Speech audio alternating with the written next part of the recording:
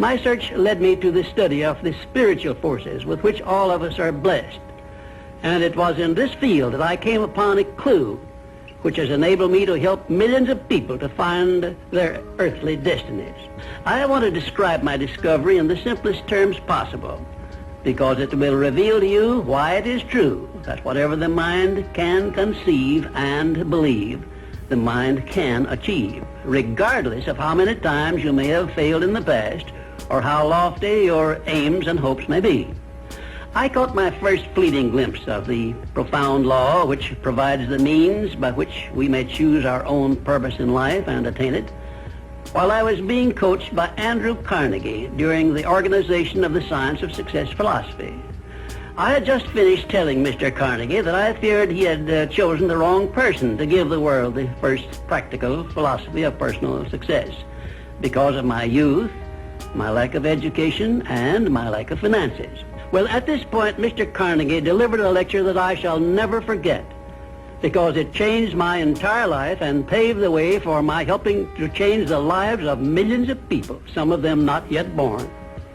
Let me call your attention to a great power which is under your control, said Mr. Carnegie, a power which is greater than poverty, greater than the lack of education, greater than all of your fears and superstitions combined.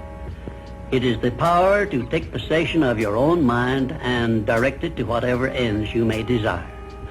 This profound power, Mr. Carnegie continued, is the gift of the Creator, and it must have been considered the greatest of all of his gifts to man, because it is the only thing over which man has the complete and unchallengeable right of control and direction. When you speak of your poverty and lack of education, Mr. Carnegie explained, you are simply directing your mind power to attract these undesirable circumstances, because it is true that whatever your mind feeds upon, your mind attracts to you.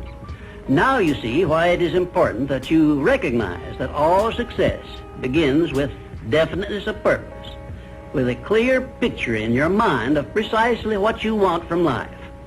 Then Mr. Carnegie continued his speech with a description of a great universal truth which made such an impact upon my mind that I began then and there to give myself a new outlook on life and set up for myself a goal so far above my previous achievements that it shocked my friends and relatives when they heard about it.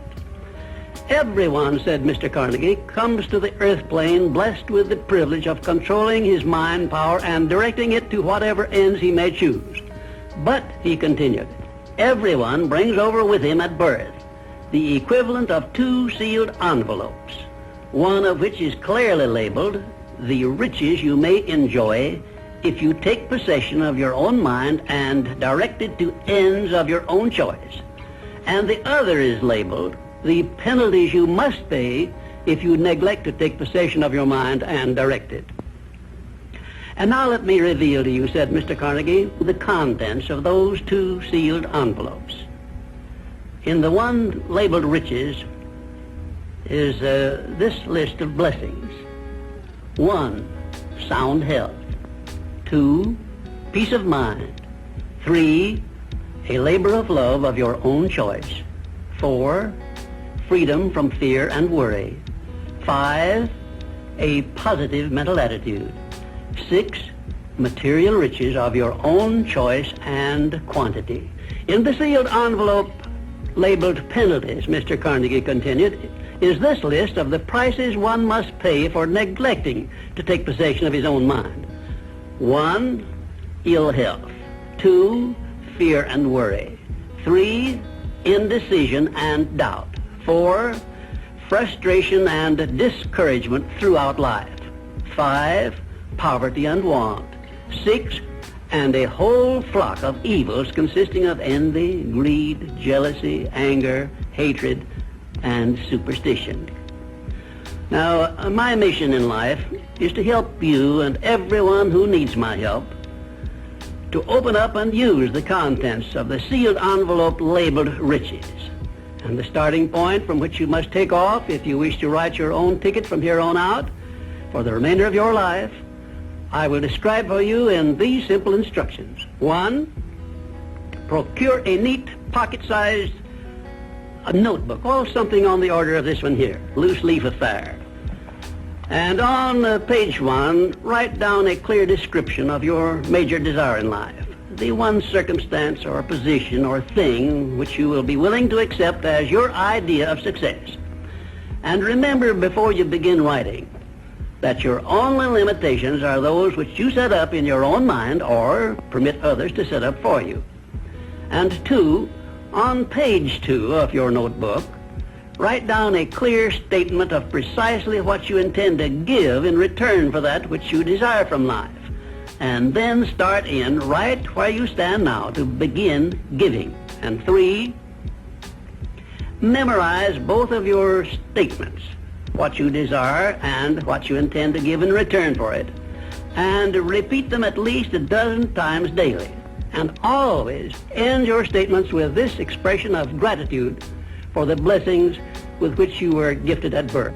I ask not, O divine providence, for more riches, but more wisdom with which to accept and use wisely the riches I received at birth in the form of the power to control and direct my mind to whatever ends I desire. If you are not too successful or self-satisfied to accept and express this profound prayer, if you accept it and express it in the same spirit of humble sincerity in which I pass it on to you, a new and a better world will reveal itself to you. A world in which you will see reflected the circumstances and the things which you yourself have created. And now let me close this, our first visit, with my favorite expression of gratitude.